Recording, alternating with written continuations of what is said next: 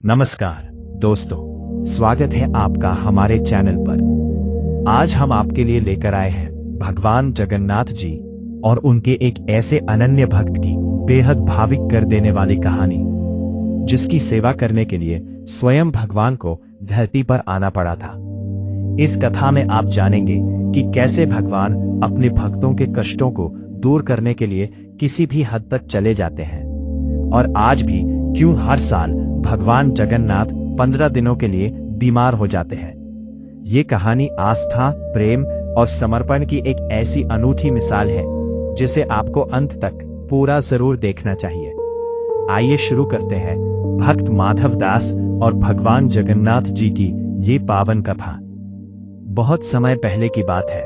उड़ीसा शहर के एक छोटे से गांव में माधव दास जी रहा करते थे। माधव दास जी संसार में बिल्कुल अकेले थे। उनका कोई परिवार नहीं था और वे अपना पूरा जीवन भगवान जगन्नाथ जी की भक्ति में ही व्यतीत करते थे। वे हर रोज नियम से भगवान जगन्नाथ जी के मंदिर जाते, उनके दर्शन करते और दिन भर उनके भजनों में मस्त रहते थे। उन्हें इस सांसारिक जीवन की मोहमाया से कोई लेना देना नहीं था। एक दिन अचानक माधव दास जी की तबीयत बहुत ज्यादा खराब हो गई और उन्हें उल्टी दस्त का भयंकर रोग हो गया। वह शारीरिक रूप से इतने कमजोर हो गए कि उनका उठना बैठना और चलना फिरना भी पूरी तरह से बंद हो गया।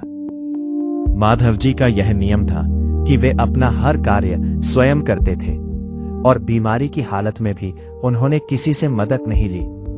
जब भी कोई गांव वाला उनकी दयनीय स्थिति देखकर मदद के लिए आगे आता तो वे विनम्रता से मना कर देते और कहते कि मेरे प्रभु, मेरे जगन्नाथ जी स्वयं मेरी रक्षा करेंगे। देखते ही देखते कुछ दिन और बीत गए और माधव जी की हालत बद से बदतर हो गई। अब तो स्थिति यह आ गई थी कि वे मल मूत्र भी अपने बिस्तर पर ही त्याग देते थे और उसे साफ करने वाला भी कोई नहीं था। इतनी असहनीय पीड़ा और बीमारी के बाद भी उन्होंने जगन्नाथ जी पर से अपनी आस्था और भक्ति को कम नहीं होने दिया। वे बिस्तर पर पड़े पड़े भी प्रभु का नाम जपते रहते थे। उधर जगन्नाथ जी अपनी भक्त की इस अटूट आस्था को देखकर अत्यंत द्रवित हो उठे। तब देवलोक में बलदेव जी ने जगन्नाथ जी से कहा कि हे प्रभु, आपका यह प्रिय भक्त इतने कष्ट में है, आप इसके दुख दूर क्यों नहीं करते। भगवान जगन्नाथ ने उत्तर दिया कि इसके पूर्व जन्म के कुछ ऐसे पाप और कष्ट हैं जिन्हें इसे भुगतना ही होगा, अन्यथा इसका कर्म चक्र पूरा नहीं होगा। परंतु इसने मेरी इतनी निस्वार्थ भक्ति की है कि मैं इसे इस हाल में अकेला नहीं छोड़ सकता, इसलिए मैं स्वयं पृथ्वी लोक पर जाकर इसकी सेवा करूंगा। इसके बाद स्वयं भगवान जगन्नाथ एक छोटे से सेवक का रूप धारण कर माधव दास जी की कुटिया में पहुंच गए। भगवान ने वहां जाकर एक सच्चे सेवक की तरह माधव जी की दिन रात सेवा की। वे माधव जी के मलमूत्र से सने गंदे वस्त्रों को अपने हाथों से धोते थे, उनकी कुटिया साफ करते थे और उन्हें बड़े प्रेम से स्नान करवाकर भोजन कराते थे। भगवान की इस निश्चल सेवा और देखभाल के कारण कुछ ही दिनों में माधव दास जी पूरी तरह स्वस्थ हो गए।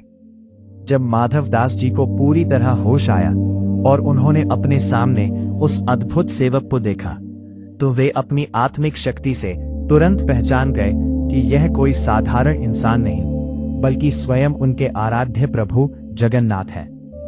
माधव जी की आंखों से आंसुओं की धारा बह निकली और उन्होंने रोते हुए प्रभु के चरण पकड़ लिए और पूछा कि हे त्रिलोकीनाथ, आपने मेरे जैसे तुच्छ प्राणी के लिए इतना कष्ट क्यों उठाया?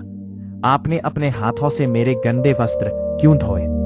भगवान जगन्नाथ ने मुस्कुराकर कहा कि देखो माधव, मुझसे अपने भक्तों का कष्ट देखा नहीं जाता, इसी कारण मैं तुम्हारी सेवा करने के लिए स्वयं आया हूं। जो कष्ट तुम्हारे भाग्य में लिखे हुए थे वे तो तुम्हें भोगने ही पड़ते, क्योंकि अगर तुम इस जन्म में इसे नहीं भोगते तो अपनी कसना फाविया ही नहीं।